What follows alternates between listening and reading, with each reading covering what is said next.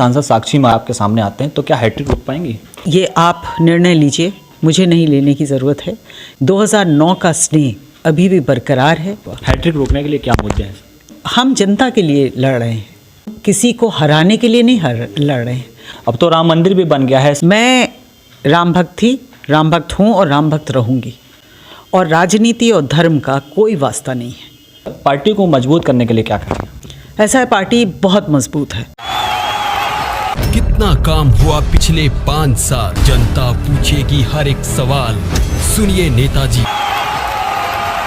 फिर आ रहा है चुनावी साल। चुनाव जैसे जैसे नजदीक आ रहा है वैसे ही राजनीतिक गलियारों में हलचल मच गई है। समाजवादी पार्टी ने भी अपने प्रत्याशियों की घोषणा कर दी है। ऐसे में उन्नाव से अन्नू टंडन जी इस बार दावेदारी कर रही हैं।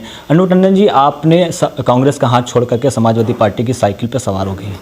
2024 का क्या स्टैंड है?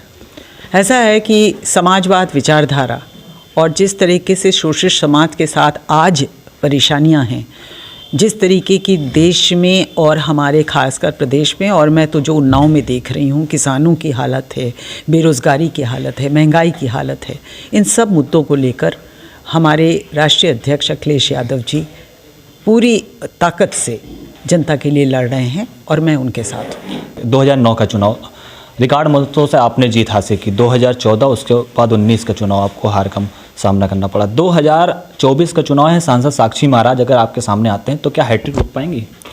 ऐसा है कि ये आप निर्णय लीजिए, मुझे नहीं लेने की ज़रूरत है कि क्या होता है, लेकिन इतना मैं बता सकती हूँ कि जनता बहुत परेशान है। स्नेह में कोई कमी नहीं है।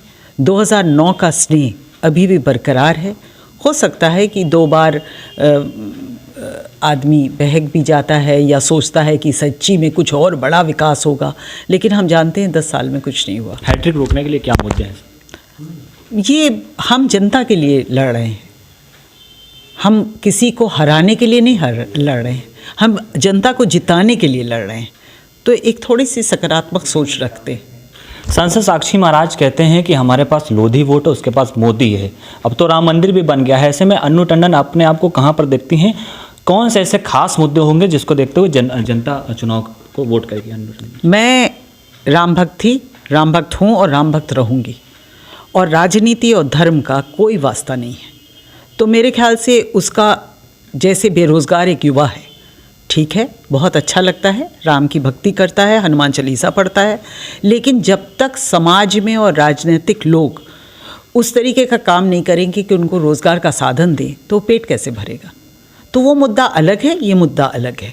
तो वो मुद्दा जो उठा रहे हैं बहुत अच्छी बात है, लेकिन आस्था और बेरोज़गारी को साथ नहीं जोड़ा जा सकता। तो मुद्दा आपका रोजगारी और आस्था। और दूसरी चीज़ अगर देखा जाए तो 2017 का चुनाव समाजवादी पार्टी ने लड़ा, एक भी सीटें नहीं। 22 से पहले आपने पार्टी ज्वाइन कर ली थी।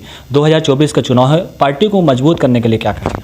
ऐसा है, पार्टी बहुत मजबूत है और 2022 में भी चुनाव बहुत मजबूती से लड़ी थी, और मेरे ख्याल से वोट परसेंटेज बहुत अच्छा बढ़ा था और वोट भी ज़्यादा मिले थे। लेकिन अब उस समय के हालात जो भी रहे होंगे, लेकिन जो स्थितियां हैं वो बदलती हैं। आज की स्थिति अगर आप जनता के बीच जाएं तो आपको खुद पता चल जाएगा कि स्थितियां आंकड़ों से नहीं चलती। स्थितियां जब बदलेंगी तो आंकड़े भी बदल जाएंगे। ठीक है, बहुत बहुत धन्यवाद। तो ये थे अन्नू टंडन, उन्नाव से लोकसभा की प्रत्याशी हैं, जिन्होंने साफ तौर पे अपनी बात को रखी और बेदाखिरी से उन्नाव से चुनाव लड़ेंगे। उत्तर प्रदेश के उन्नाव से मैं शाबान मलिक, न्यूज़ प्ले।